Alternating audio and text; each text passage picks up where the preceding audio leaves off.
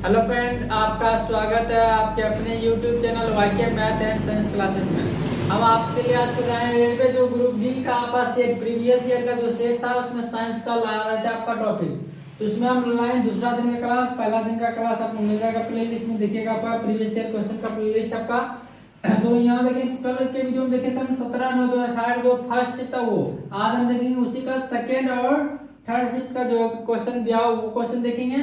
उसके बाद हम उससे संभावित नेक्स्ट परीक्षा में जो पूछा जा सकता है वो पूरा डिटेल के साथ देखेंगे, इसलिए क्या कीजिएगा पूरा वीडियो जरूर देखिएगा।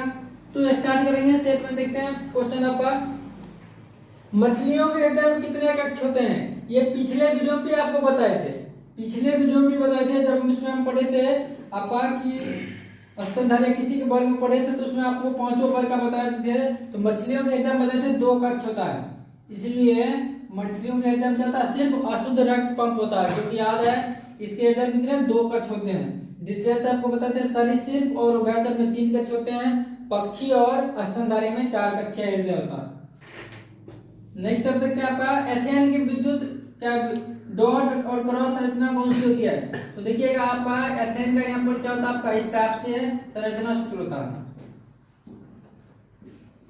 अगर देखिए डॉट और क्रॉस दोनों संरचना का है ना, तो अगर हम कार्बन के बॉन्ड को ले लेते हैं आपका क्रॉस से, तो देखिए एक बॉन्ड का मतलब हम बताते हैं 2 डॉट ले सकते हैं, तो यहां से इस तरह से, और कार्बन यहाँ पर देखिए एक यहाँ क्रॉस और एक हमारा डॉट। हाइड्रोजन का डॉट से लेते हैं, कार्बन का क्रॉस से, देखिए इसी तरह से आपका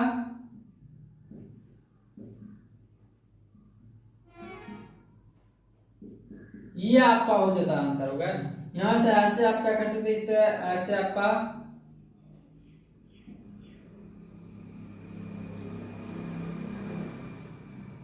आपका देख लीजिएगा, आपका बताया गया है आपका कार्बनिक यौगिक में जिसमें मेथेन मीथेन पढ़े हैं वो देख लीजिएगा। इसमें आंसर आपको गलत क्या हुआ? आंसर दिया ऑप्शन 3, यहाँ ऑप्शन 4 हुआ, ऑप्शन 3 होता है एथीन होता है, ये एथेन है एथीन होता, तब क्या होता है आपका ऑप्शन 3 नंबर होता है, यहाँ ऑप्शन 4 नंबर होगा। नेक्स्ट आपका क्वेश्चन देखेंगे, धातुओं की विद्युत प्रतिरोधकता का सही क्रम चुने। तो देखना होगा इसमें ऑप्शन जगह पर देखिए, हम जानते चांदी, याद रखना चांदी सबसे अधिक विद्युत चालकता होगा, चालकता सबसे अधिक हो गया, इसका मतलब क्या? प्रतिरोधकता इसका सबसे कम होगा। उसके बाद चालकता हम पढ़े थे कॉपर, दूसरा सर्वोत्तम चालक है विद्युत का कौन? कॉपर, सबसे अधिक है चांदी, याद रखना है। तो ऑप्शन से स्पष्ट देखिएगा, पहला 3 ऑप्शन में आपका क्या बताया गया कि सबसे अधिक प्रतिरोध क्या है? चांदी का, जो कि गलत है। क्या होगा? सबसे कम प्रतिरोधकता किसका होगा? चांदी का होगा, क्योंकि इसका चालकता सबसे अधिक होता है, तो प्रतिरोधकता क्या होगा? सबसे कम होगा। क्योंकि आपको याद है विद्युत से संबंधित आपका कोई भी टॉपिक होगा या कोई भी क्या होगा आपका क्या होगा डाउट होगा, वो आप हमारे वीडियो में जाके देख सकते हैं। पूरा विद्युत के लिए एक ही वीडियो है जिसमें आपको पूरा अच्छी तरह से बताया गया, चाहे न्यूमेरिकल क्वेश्चन हो या किसी तरह का क्वेश्चन हो। नेक्स्ट देखेंगे, किसी परमाणु का उप परमाणु कण नहीं है, मतलब किसी परमाणु का बताइए परमाणु अविभाज्य है। डाल्टन का परमाणु सिद्धांत था क्या? परमाणु अविभाज्य है, लेकिन आधुनिक वैज्ञानिकों ने सिद्ध कर दिया कि परमाणु भी विभाज्य है, और इसके 3 गो मूल कण है, प्रोटॉन, इलेक्ट्रॉन और न्यूट्रॉन। प्रोटॉन, इलेक्ट्रॉन और न्यूट्रॉन, इसके 3 मौलिक कण है। तो यहाँ ऑप्शन देखिएगा आपका जेनॉन, जेनॉन क्या परमाणु का उपकण नहीं है। 3 गो उपकण कौन है? प्रोटॉन, इलेक्ट्रॉन और न्यूट्रॉन। इस पर जानते हैं पॉजिटिव आयन होता है, इस पर निगेटिव, इस पर कोई भी आयन नहीं होता है। अब फिर देखेंगे आपका परमाणु के भीतर न्यूट्रॉन द्वारा प्रोटॉन पर आरोपित बल क्या कहलाता है? तो परमाणु के अंदर जो बल होता है उसको हम कहते हैं नाभिकीय बल। नाभिक में होता है, इसको हम कहेंगे नाभिकीय बल। ऑप्शन देखिए, ज्वारीय बल, विद्युत स्थैतिक बल, गुरुत्वाकर्षण बल नहीं होगा, आंसर क्या होगा? नाभिकीय बल। नेक्स्ट नंबर देखेंगे क्वेश्चन, जर्मेनियम, आर्सेनिक, सेलेनियम और ब्रोमीन के परमाणु में 10 कक्षाएं होती है। तो देखिएगा ये सब जो आपका एलिमेंट है आवर्त 4th में है, आवर्त क्या आपका 4th में है, इसका मतलब इसमें 4 कक्षा होगा। कितने कक्षा होंगे? 4 कक्षा होंगे। इसके लिए आवर्त सारणी का आपको वीडियो बताया गया, वो देख सकते हैं। आपका किसी भी तत्व का किस वर्ग में या किस आवर्त में आप पूरा अच्छी तरह से बताया गया, देख सकते हैं। तो यहाँ पर हो जाएगा आपका आंसर 3 नंबर 4। नेक्स्ट आप देखिए, कौन सा उत्तक पौधों को कठोर और दृढ़ बनाता है? तो देखिए पादप उत्तक हम पढ़ाएंगे बाद में, पहले देखिए आपका यहाँ पर हो जाएगा दृढ़ बनाता, दृढ़ उत्तक, क्या रखना? दृढ़ उत्तक, जिसको हम कहते हैं आपका स्क्लेरोकाइमा। मृदु जो उत्तक होता है वो आपका होता है पैरेन्काइमा, और एक होता है आपका स्थूल कोण उत्तक, स्थूल कोण उत्तक जिसको हम कहते हैं कोलेनकाइमा। पौधा में जो लचीलापन होता है ये होता है आपका किस कोलेनकाइमा उत्तक है। याद रखना, फ्लेक्सिबिलिटी जो होता है, लचीलापन होता है, वो स्थूल कोण उत्तक का है जिसको हम कहते हैं कोलेनकाइमा। और मजबूती के लिए देखिए आपका स्क्लेरेनकाइमा, क्योंकि इसको दृढ़ उत्तक भी कहते हैं। नेक्स्ट आपको देखिए किसी वस्तु का भार सबसे अधिक कहाँ होगा। ये देखिएगा, आपको बताए थे कल भी, पिछले वीडियो में बताए थे कि आपका भार अलग अलग होता है। भार निकालने का सूत्र भी बताए थे, ये भी बताए थे भार क्या एक बल है। तो यहाँ पर देखिएगा भूमध्य रेखा, ऑप्शन आपका भूमध्य रेखा, उष्णकटिबंध, उपोष्णकटिबंध और ध्रुव। और जानते हैं क्या होगा, भूमध्य रेखा पर जी का मान सबसे कम होता है। भूमध्य रेखा पर क्या होता है, सबसे कम होता है, और ध्रुव पर सबसे अधिक होता है। चाहे साउथ ध्रुव जाएंगे या नॉर्थ, दोनों जगह सबसे अधिक होगा, सबसे अधिक। तो इसका मतलब जी का मान सबसे अधिक ध्रुव पर होता है, तो भार भी सबसे अधिक कहाँ होगा, ध्रुव पर होगा। और याद रखना, केंद्र पर, पृथ्वी का जब हम केंद्र बिंदु में जाएंगे अंदर में होता आपका, तो वहां पर क्या होगा, आपका किसी भी वस्तु का भार शून्य हो जाएगा, क्योंकि पृथ्वी के केंद्र पर जी का मान, स्मॉल जी जो होता है आपका वो 0 होता है। और सबसे कम पूछा जाए तो याद रखना, सबसे कम होता है आपका क्या, विषुवत रेखा पर, जिसको हम कहते हैं भूमध्य रेखा भी कहते हैं। उसके बाद देखेंगे तो चंद्रमा पर जो किसी वस्तु का भार होगा, पृथ्वी पर जितना भार होगा, WE देखो, WM बराबर WE गुने 1/6। मतलब क्या, पृथ्वी पर किसी वस्तु का जितना भार होगा उसका 1/6 गुना क्या होगा, चंद्रमा पर उसका भार होगा। या जी का मान भी कह सकते हैं, GM बराबर GE गुने 1/6। मतलब पृथ्वी पर जितना गुरुत्व त्वरण है उसका 1/6 गुरुत्व त्वरण किस पर होगा, चंद्रमा पर होगा। नेक्स्ट देखेंगे, निम्नलिखित में मत्स्य भर की विशेषता क्या नहीं है। ऑप्शन देखिए आपका, गलफड़ों के द्वारा सांस लेना, ये तो आपका है ही है। हड्डी का अंतःकंकार, हड्डी जानते होता ही है। और सल का बहिकंकार, सल होता है पंखा जैसा, पंखी जैसा देखिएगा, इसका मतलब ये सभी होता है इसमें। पहला हो जाएगा एस्यूडोलोकॉलम की उपस्थिति, ये आपका इसकी विशेषता नहीं है। नेक्स्ट है, रक्त में शर्करा, शुगर के स्तर में वृद्धि का पता किसकी कोशिका द्वारा लगाया जाता है। तो देखिएगा अग्नाशय, अग्नाशय जिसको पैंक्रियाज इंग्लिश में कहते हैं पैंक्रियाज। इसमें हम बताए थे 3 प्रकार की कोशिका, अल्फा, बीटा और गामा। अल्फा से बताए तो ग्लूकोन का स्रावन होता है, बीटा से इंसुलिन का, और गामा से सोमैटोस्टेटिन का। इसी से जो इंसुलिन जो निकलता है वही क्या करता है, रक्त में जो होता है शर्करा की मात्रा को नियंत्रित करता है। यदि ये इंसुलिन की कमी हो जाएगा तब मधुमेह रोग होगा, जिसको हम डायबिटीज कहते हैं। इंसुलिन की कमी से क्या होगा, आपका मधुमेह रोग होगा। और इसकी हो जाएगा अधिकता से हाइपोग्लाइसीमिया, हाइपोग्लाइसीमिया। याद रखेंगे, ये सब नोट करते जाएंगे। ये पूरा अगर आप सेट देख लेते हैं, ये जो सीरीज चल रहा है, तो आपको किसी भी कंपटीशन परीक्षा में साइंस के भाग में आपको दिक्कत नहीं होगा। तो इंसुलिन की कमी से क्या होता है, मधुमेह होता है। और इंसुलिन की अधिकता से होता है आपको हाइपोग्लाइसीमिया। इंसुलिन के खोज करता है देखोगे वेटिंग एवं बेस्ट, वेटिंग एवं बेस्ट।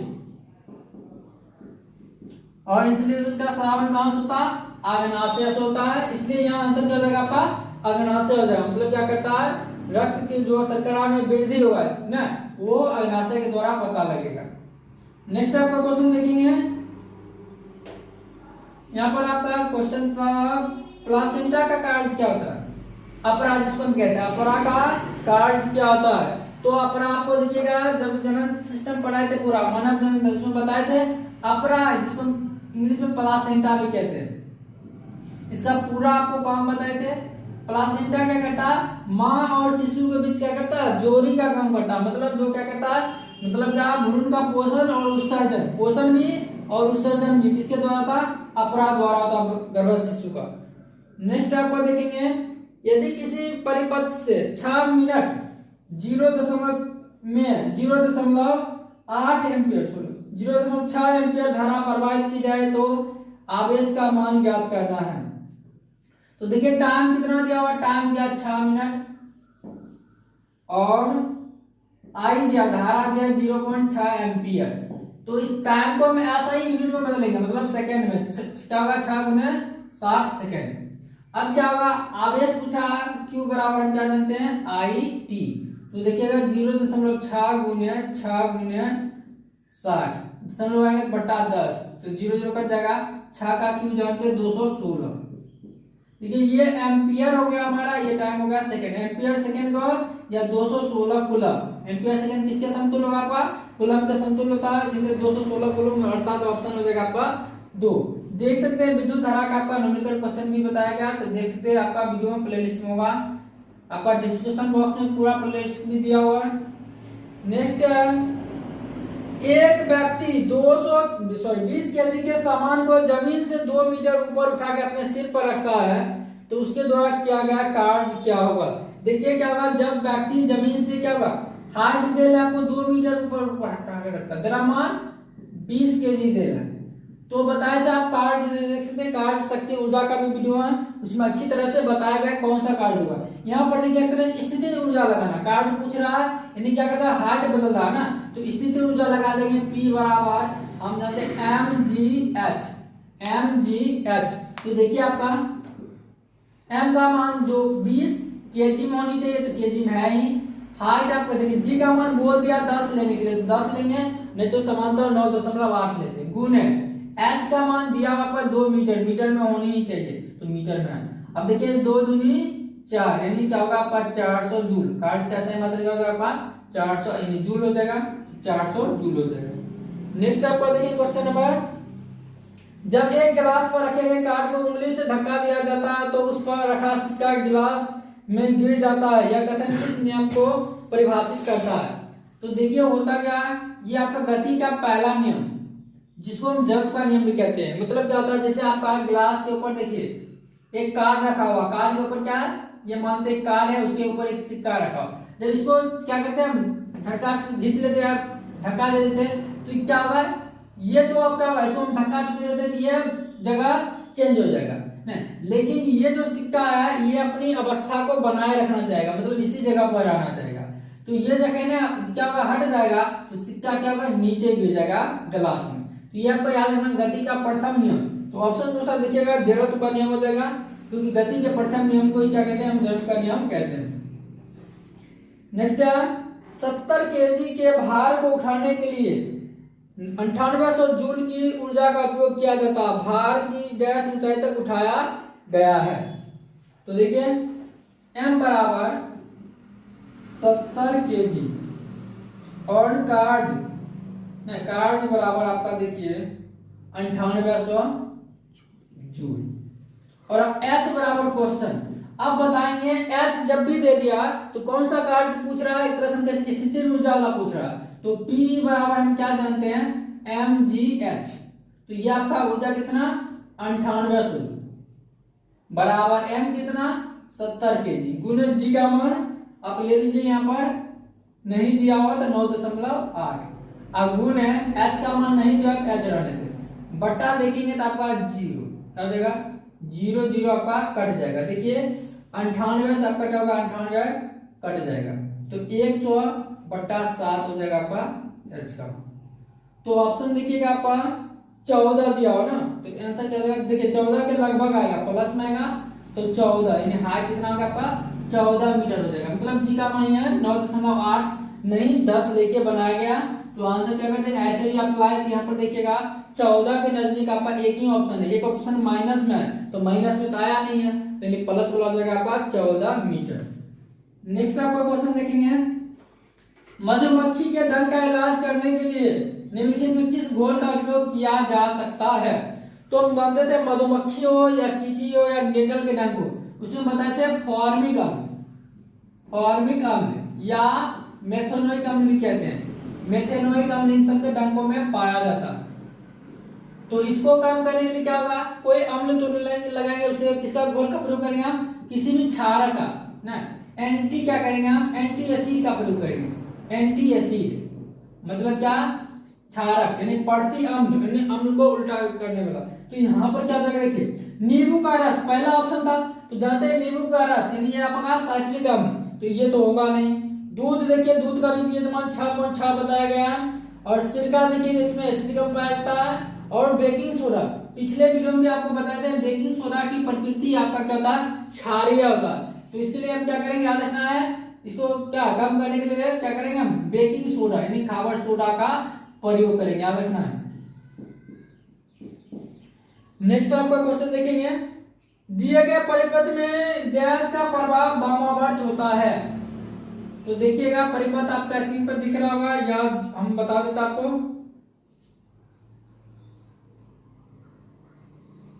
इस तरह से आपका परिपथ दिया होगा।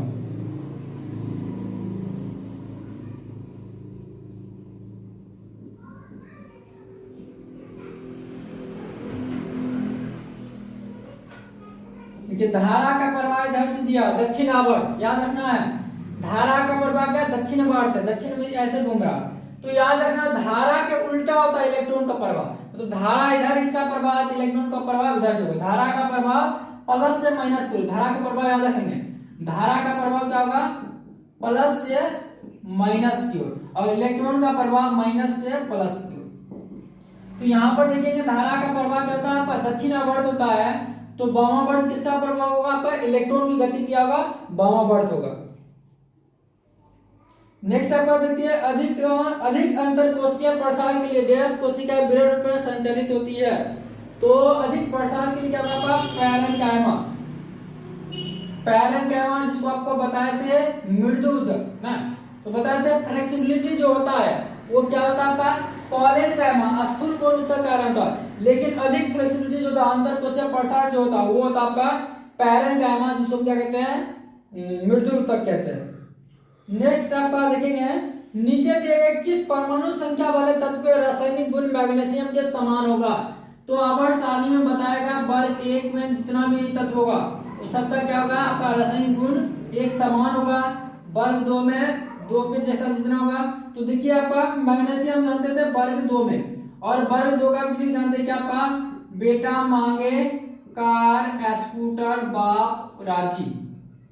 तो पूछ रहा था देखिएगा, तो क्या मैग्नीशियम का क्रमांक था 12, तो ये आपका 4, ये आपका 20, फिर देखेंगे 20 के बाद आपका 18 38, और 38 के बाद क्या होगा आपका 28 56, फिर आपका ये 88। तो यहां से आप देख सकते हैं ये क्रमांक भी आप खुद से निकाल सकते हैं, वो आपको वीडियो में देखिएगा, प्लेलिस्ट में केमिस्ट्री प्लेलिस्ट जरूर देखिएगा, बहुत ही महत्वपूर्ण आपका। तो यहाँ पर क्रमांक ऑप्शन हो जाता है कि क्रमांक 4 वाला हो जाएगा, क्रमांक 20 वाला भी हो सकता था, 38 वाला भी हो सकता था, 56 वाला भी हो सकता था, और 88 वाला भी हो सकता था, लेकिन ऑप्शन हो जाएगा क्रमांक 4 हो जाएगा, जो कि आपका बेरिलियम होता है। नेक्स्ट आपको देखेंगे क्वेश्चन नंबर 25 ग्राम सल्फ्यूरिक अम्ल में कितने मोल होंगे।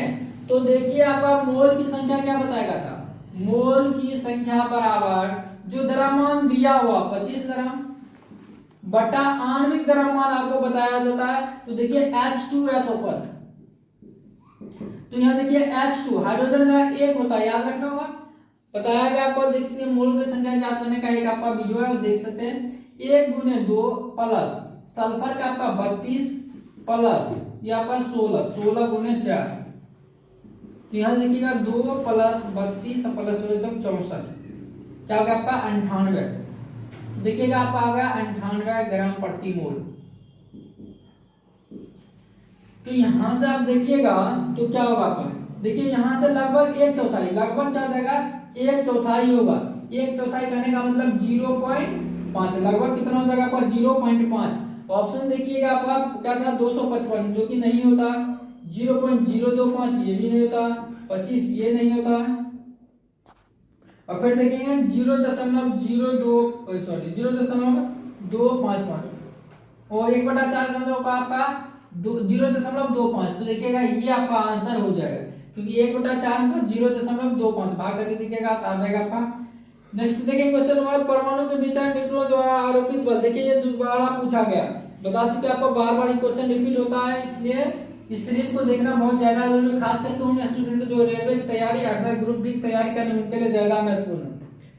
तो बताते हैं नाभिकीय बल। नेक्स्ट है the flexibility in plants is due to dash tissue. आपको बताया था फ्लेक्सिबिलिटी जो होता है वो होता है आपका कॉलन कायमा के कारण। इसके कारण कॉलन कायमा के कारण। ऐसे हम पादप पुस्तक का वीडियो बना देंगे, देख लीजिएगा। नेक्स्ट है, किसी माध्यम में एक कण 2.5 सेकंड में 40 कंपन पूरा करता है तो तरंग की आवृत्ति क्या होगा? तो देखिए आपका आवृत्ति बराबर यहां पर कर सकते हैं, देखिए कंपन की संख्या बट्टे समय, एक कंपन में लिया गया समय। तो देखिए आपका क्या हो जाएगा 40 बट्टे 2.5 दशमलव रहेगा 0, अब यहां से काटिएगा 16 सेकेंड। या आवृत्ति किसको कहते हैं? प्रति सेकंड। ध्यान देना, आवृत्ति किसको कहते हैं? आवृत्ति बराबर क्या होता है आपका 1 बटे आवर्तकाल। तो प्रति सेकंड में जितना आपका प्रति सेकंड में जितना कंपन करेगा तो वो क्या करेगा? आपका आवृत्ति कहलाएगा। अब बताएंगे 2.5 सेकंड में कितना बार कंपन किया? 40 बार कंपन किया। हाँ, तो 1 सेकंड में कितना बार कंपन करेगा? तो 40 बटा 2.5 ऐसे भी कर सकते हैं आपका, क्योंकि प्रति सेकंड जितना कंपन करता है उसी को हम क्या कहते हैं? आवृत्ति कहते हैं। नेक्स्ट देखेंगे आपका डेढ़ समूह में निष्क्रिय तत्व होती है। पिछले वीडियो में ही बताए थे, वर्ग आपका होगा वर्ग 18 या समूह 18 वर्ग इनको ही समूह कहते हैं। उसमें क्या होता है आपका 7 तत्व होते हैं। याद रखना, पहले 6 था, जब नए तत्वों का खोज हुआ तब 7 तत्व याद होगा।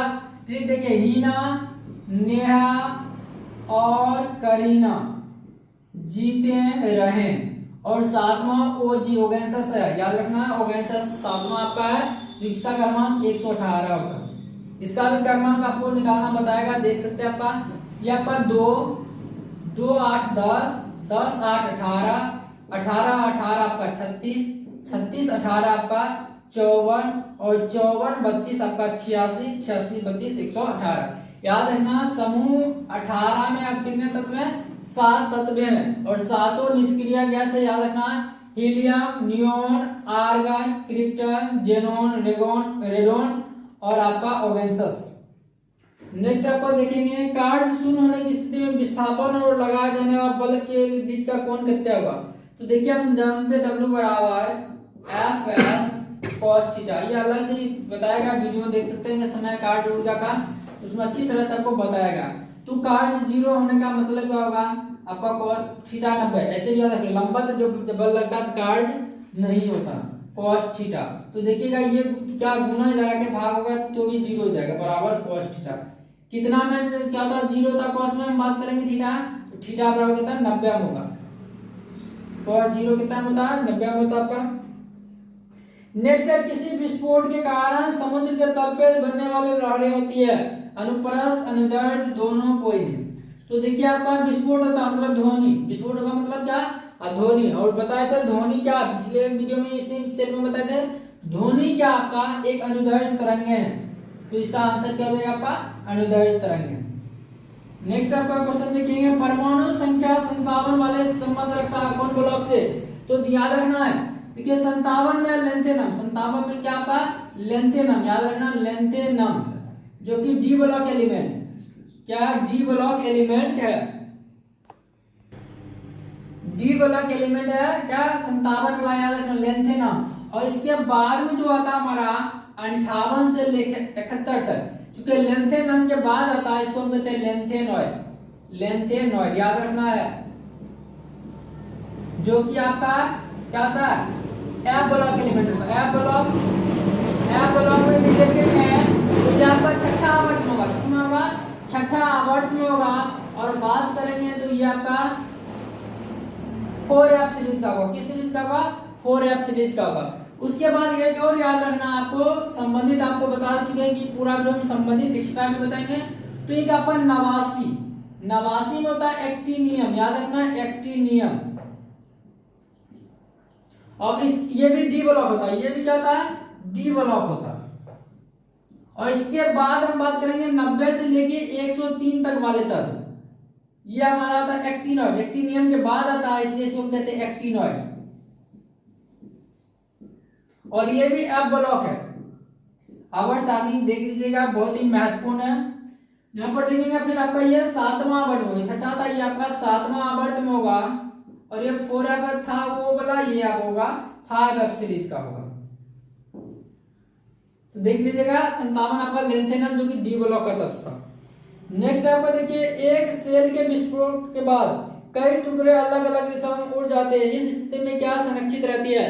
तो याद रखना, उड़ना मतलब क्या, एक तरह से वेग वाला क्या कहते हैं, और वेग का मतलब संवेग संरक्षित रहता है, याद रखना, संवेग इसमें संरक्षित रहता है, याद रखना। नेक्स्ट है, पहाड़ से गिरे किसी पिंड में ऊर्जा होती है। तो देखिए जब ऊपर से कोई वस्तु नीचे की ओर आ रही है तो उसमें गति है, तो गतिज ऊर्जा है ही, और चूंकि हाइट पर है तो स्थितिज ऊर्जा भी है, तो मतलब दोनों ऊर्जा होती है।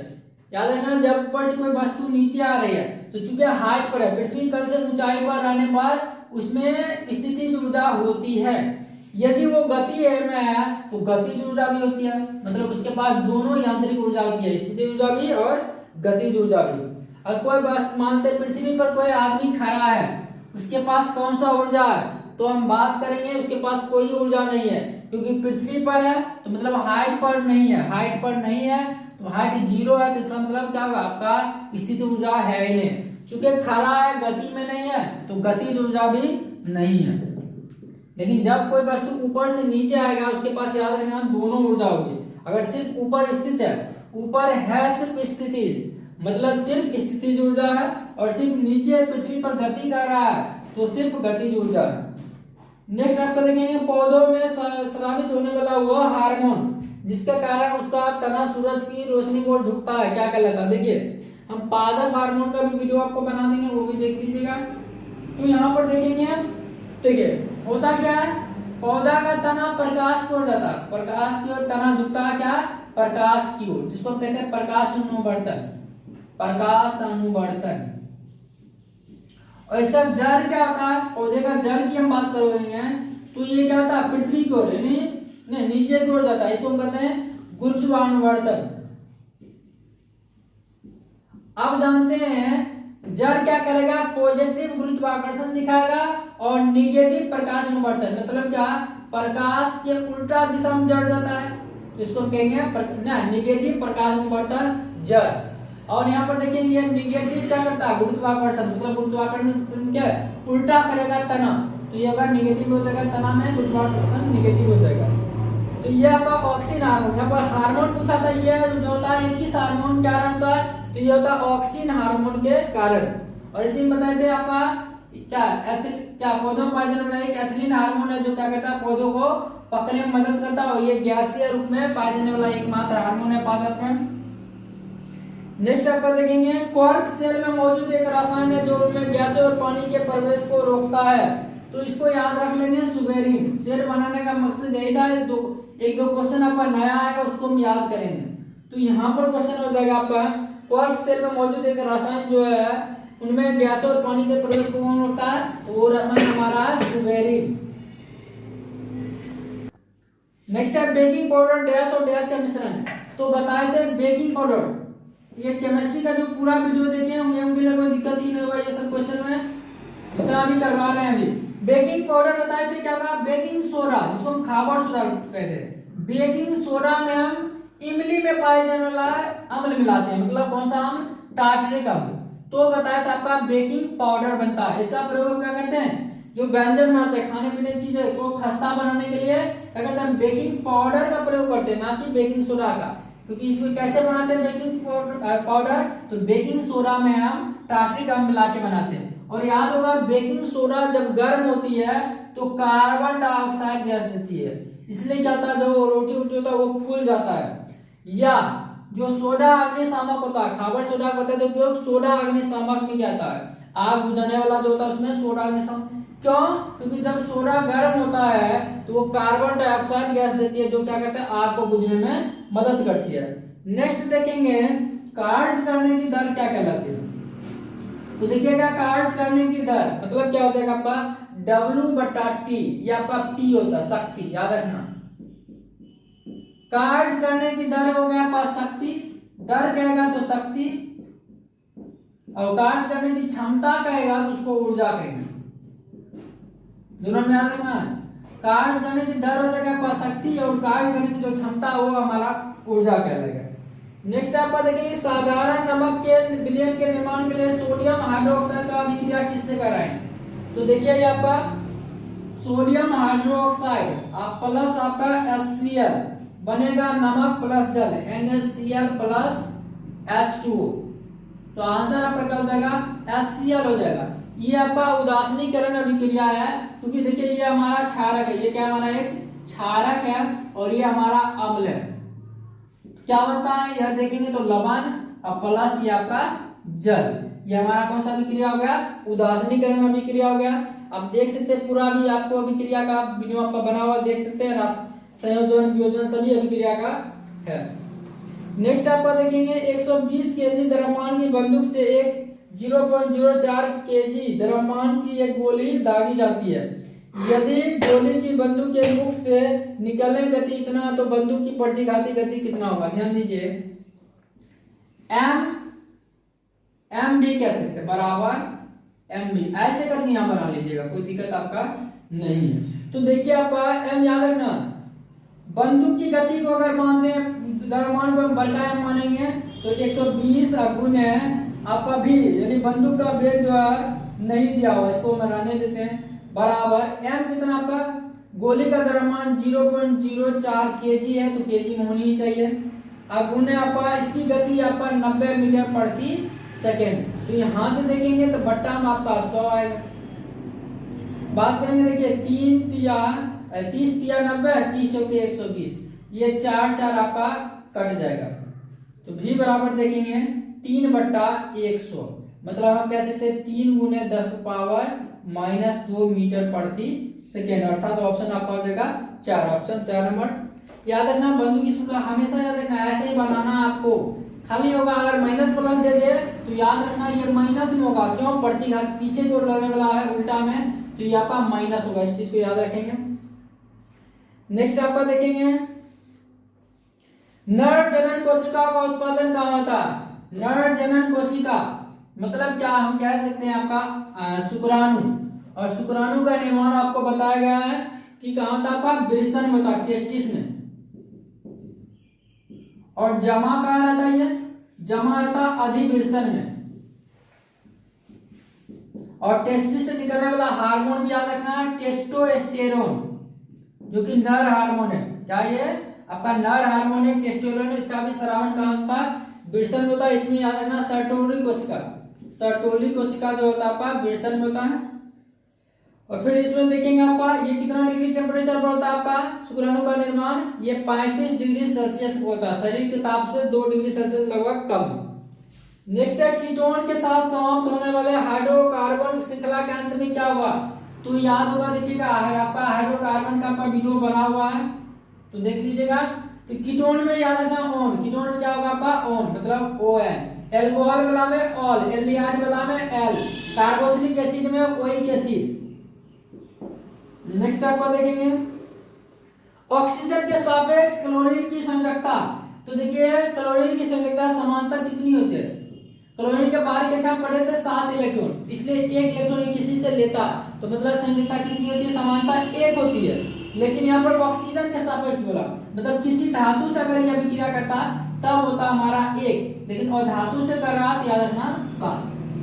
धातु से जब अभिक्रिया करता है कितना लेते 1, और यहाँ अधातु से कर रहा है तो याद रखना अधातु से करेगा तो 7, यानी ऑक्सीजन के सापेक्ष हो जाएगा तो 7 हो जाएगा।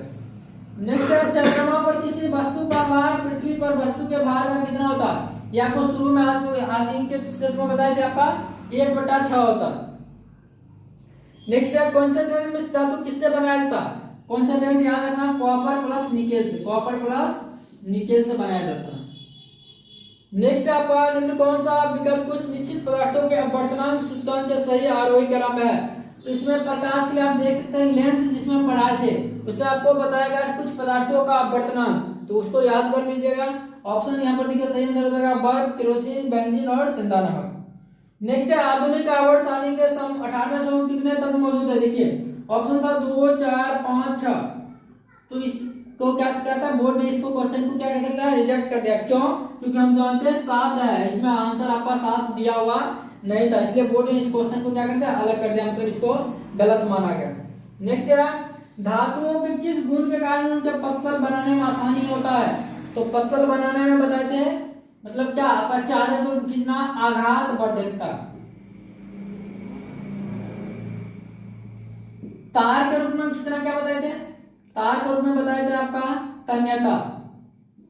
और पीटने पर एक विशेष आवाज उत्पन्न होती है, उसको कहते हैं ध्वनिक या सोनोरस, ध्वनिक या सोनोरस। इस तरह से हम देखिए आज आपका सेट आपका क्या था, 17/9/2018 का दूसरा और तीसरा जो शिफ्ट था उसका क्वेश्चन देख लिए। और ये ज्यादा बहुत ही महत्वपूर्ण है, प्रत्येक सेट को आप रिवाइज जरूर कर लीजिएगा। आपका पीडीएफ कहाँ मिल जाएगा, डिस्क्रिप्शन बॉक्स में लिंक है किसका, टेलीग्राम चैनल का, वहां से आप पीडीएफ ले सकते हैं, फ्री में निःशुल्क आपका वहां जाके डाउनलोड कर सकते हैं। और प्रत्येक दिन आप क्या सेट बना सकते हैं। और जो भी स्टूडेंट नए एसएससी जीडी का तैयारी करना चाहते हैं उनके लिए क्या होगा, प्रत्येक टॉपिक देखिएगा, रीजनिंग का प्रत्येक दिन का आपका वीडियो बन रहा है, वहां जाके देख सकते हैं। और मैथ का टॉपिक बाय टॉपिक स्टार्ट होने वाला है। और देखिएगा 8 पेपर का भी, जिसमें हम क्या कर सकते हैं, संविधान और भूगोल का स्टार्ट कर चुके हैं और हिस्ट्री का जल्दी स्टार्ट क्लास करेंगे। यदि आप तैयारी करना चाहते हैं एसएससी जीडी को तो क्या करें, हमारे चैनल को लाइक शेयर और सब्सक्राइब जरूर करें। धन्यवाद।